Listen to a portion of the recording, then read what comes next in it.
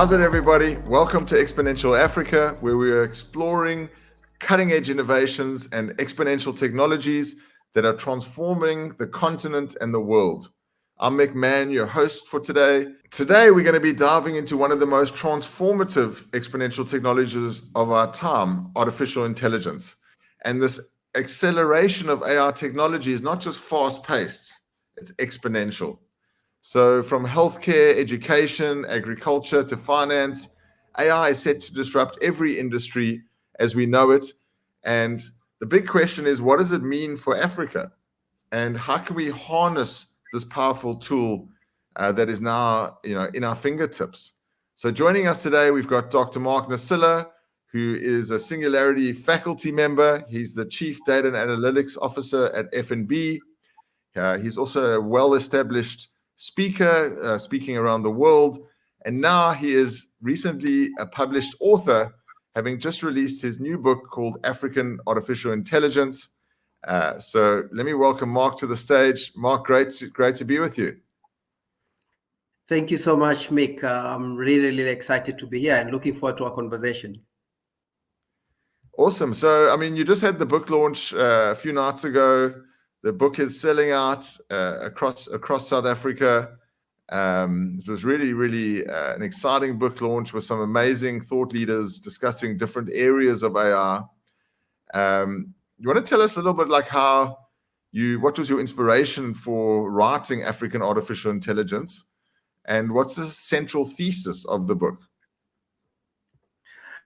Thank you, Mick.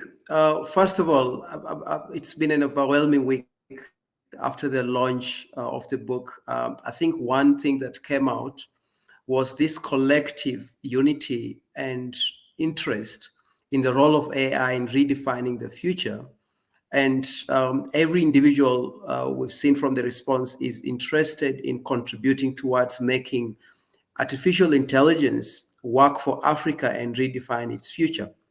Regarding the book, when you look at what's been happening around emerging technologies and specifically AI and generative AI, this technology is just not here like any other technology. It's redefining everything. It's reimagining every industry. It's changing the meaning of work and most probably changing the meaning of life. When I look at Africa's context, I have felt every time we've had a technology like this one, we've lost on grabbing the opportunity to make us realize our potential as a continent. And the motivation behind the book was to reflect on how we as a continent can leverage this technology to create a future we want, to solve some of the social challenges, to make sure that we position AI in a unique way to drive industrialization that will lead to jobs and will lead to opportunities that will help us create a continent that we want. To make sure that AI is helping drive us as a global power, to make sure that we've got something we offer to the world that is enabled by AI, from a manufacturing that results to product and services that we can offer. If we fail to do this, the implications are not so good for the African continent. We're likely to be dependent on importing products. We're likely to be a continent that will be spending so much of its resources solving social problems.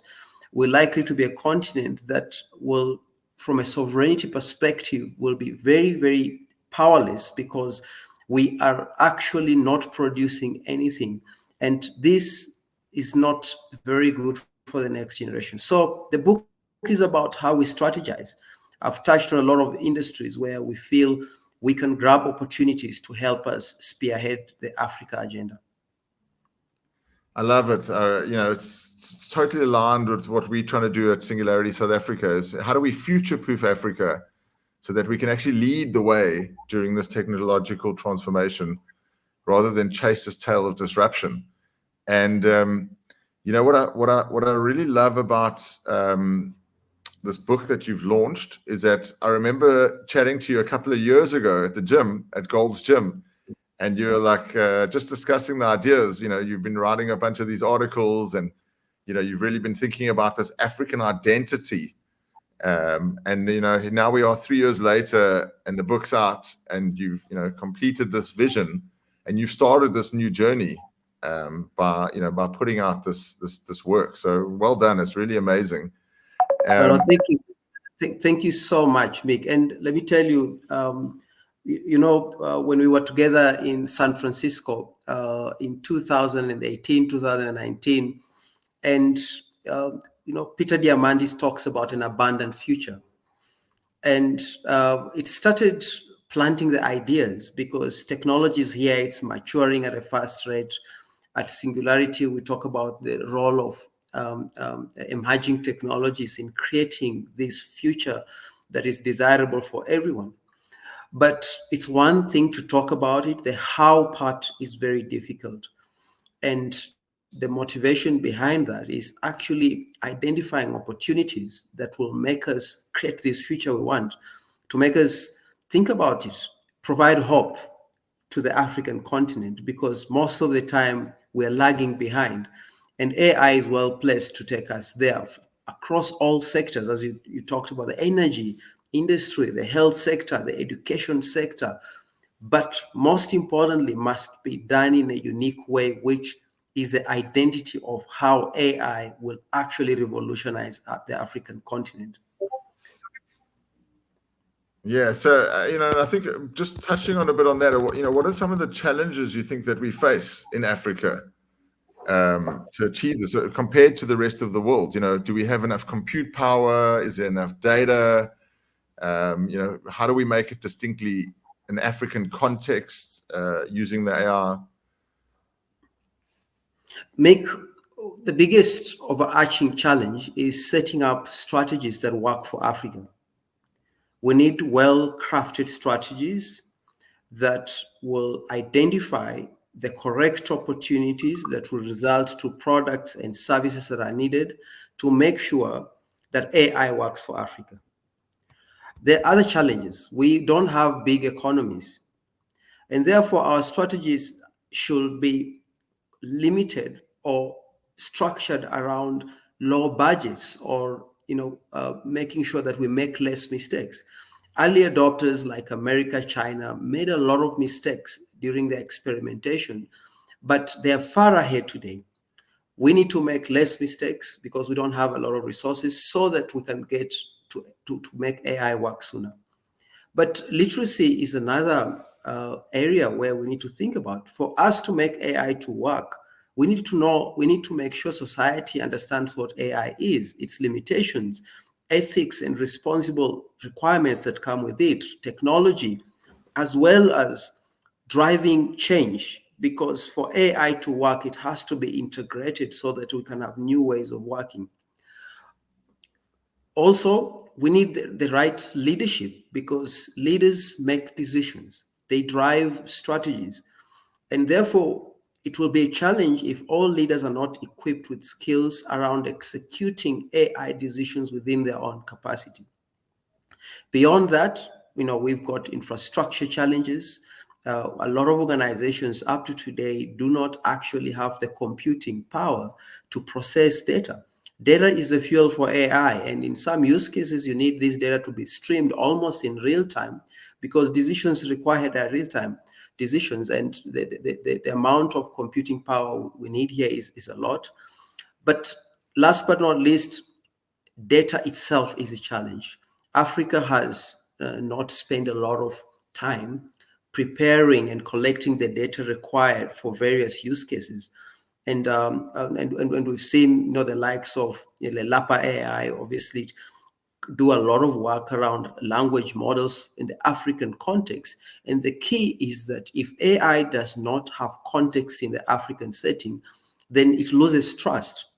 It loses buy-in, it loses the opportunities, especially that lie within the African context. So all those challenges and others which I've not covered are what we need to address upfront to make sure that we succeed faster. I think, yeah, it's so important. And if you just think about all the different sectors that you talk about, I think you mentioned 16 different sectors in the book that AI is going to transform and, evolve those industries. And it's probably many more. but you just covered 16. You covered them in quite a lot of detail. I love the way what you talk about in the metaverse, how you talk about these AI agents and helping create worlds and avatar builders and having sales agents or really really improving society. Do you want to tell us a couple of the different sectors and some of the benefits or use cases that you discussed in the book, or just give us a little snippet? So for those of you who have not seen the book, this is the book. And when you get the book, you've got sectors that we've prioritized and we felt these are sectors that will power Africa. And just to name a few, the education sector, that is a big one, because if we equip people with skills and the right tools, they're able to execute and acquire knowledge that will make them useful. The health sector, making sure that AI helps us do more with less resources with doctors, as well as be proactive in identifying some of the issues which they would have picked up later. The energy sector is an ultimate one for us. We know some of our challenges with load shedding today, where, from managing resources to understanding how much power is needed to making sure we are proactive in avoiding power plant failures that are not only costly but lead to actually long-term, power cuts that are affecting, even our economy and jobs. Just to name a few. So we're talking about, the tourism sector. We've covered that extensively. The retail sector, the agriculture. Agriculture is a backbone of Africa, and it's a creator of massive amount of jobs.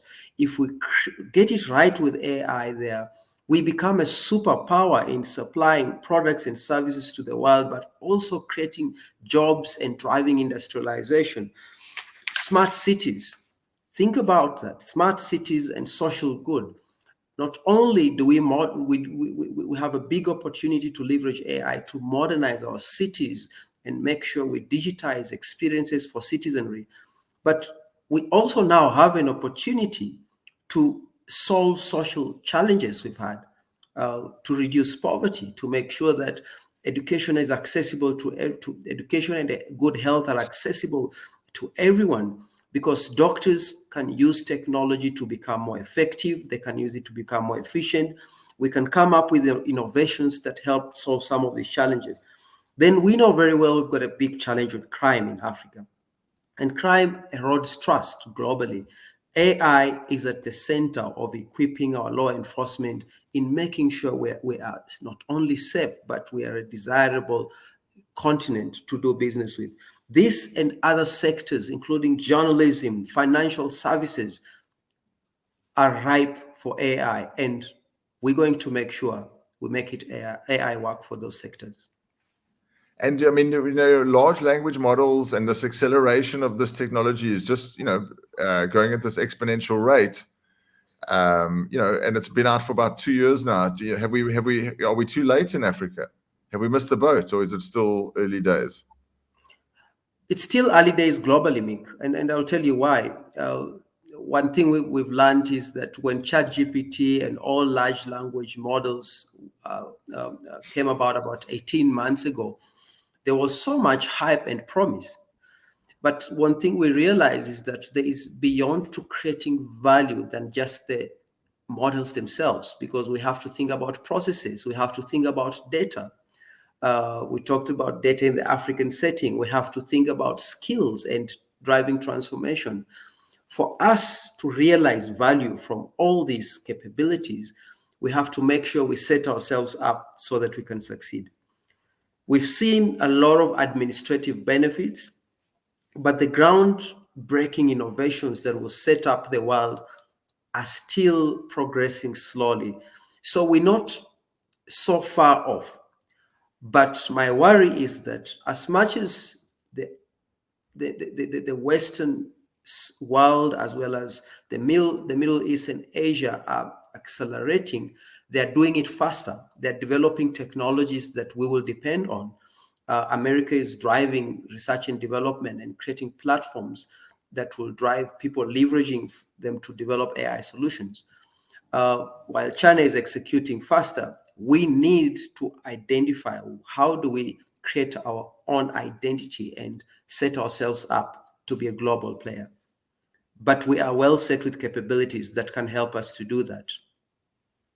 Yeah, so I think a book like yours really helps create the education, understanding of the opportunities, and also stimulates the urgency that's needed, because people need to, because of the race towards AI domination. We're seeing it. Every country's involved, every company, every big tech company is getting involved. So we need to have this sense of urgency to get involved here. But there's also these ideas around ethical and societal considerations to think about, because AI brings numerous benefits, but it also can have some serious ethical questions we need to think about, and about misinformation, about deep fakes, and all those type of things, and what you are actually feeding into the AI in terms of biases, and how it is communicating with different people in different countries. So what are your thoughts around how do we manage some of these ethical considerations? Do we need blockchain technology, to try to help prove that it's a real solution, or it's a real person doing something? What are the other ethical considerations? So, Mick, that's a very interesting point. Earlier on this year, the World Economic Forum ranked AI risks as part of the top 2 risks the world was going to face. And part of the reasons was that a lot of countries were having elections, and there was big risks of disinformation and misinformation enabled by AI, the risks of large language models being contaminated through the data that are fed in on the internet. The message, Mick, is organizations that are winning in AI are not just thinking about opportunities, they are also thinking about risks and what could go wrong. Because what could go wrong is almost a measure of trust. But there are various frameworks Africa must think of, and that's why you've seen Europe, America, all of them are coming up with responsible and ethical AI frameworks to, first of all, drive accountability on what happens when things go wrong, what could go wrong. These things must be articulated clearly, accountability on understanding the cost of things going wrong. We need to make sure we've got proactive or leading indicators that help mitigate the risks of bias or other risks that could cause damage more than the good AI could bring. But beyond that, as you said, leverage blockchain technologies to making sure that we monitor data. Data is representative, to making sure that there's accountability on what happens to everyone's data and the types of decisions and outcomes AI makes. We need to make sure that we understand from a humane perspective what are the implications to life and the day-to-day living once AI in place. And this involves creating a balance between social implications of AI versus financial implications. And this we're hoping that should come clearly as part of the governance frameworks that countries in Africa are putting together for responsibly and ethically managing AI. If we do not humanize this process of adopting AI, we're not going to build trust in it, because trust is the ultimate currency for making AI work today. The technology is here. We just need to make sure people believe in it and get by in it. Yeah, it's such an interesting topic. I mean, if you just saw recently, Apple launched Apple Intelligence, and Elon Musk came out saying, he's really worried about it because you're giving OpenAI all of this data from Apple, and how's Apple going to keep it private? So, I think we're just at the beginning of this ethical discussion and this regulation. It's really playing out before our eyes, and it's going to be a very exciting space to see how it all plays out.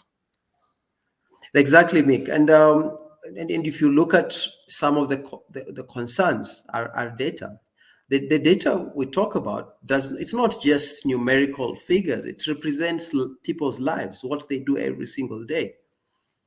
And what we've seen in terms of the advancement of these algorithms, they are able to learn life and even replicate how life has been changing over the last 200 years.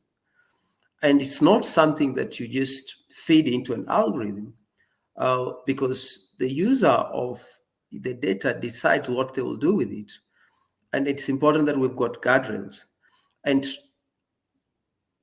this is everyone's business. I agree with Elon Musk in some way about those risks, because the world which we're creating, it depends on the decisions we make around data and how these algorithms are designed to solve problems or even impact the way we live. Yeah, so it's very interesting. All of these decisions that we're making, might have some major implications in the near and far future. But Mark, I think no matter what industry you're in, you need to get this book. It's really important to educate you on the opportunities and the risks. African artificial intelligence. Where can people get it, and how do they get hold of you if they wanted to reach out to you? Thank you, Mick. So the book is available in South Africa at all exclusive stores. Just make sure you get there and grab yourself a copy. But you could also get the book on takealot.com. You could get it on exclusive books online. You could get it on outsourced books as well as loot.co.za. You could also get the ebook on Google Books and make sure that give it a read.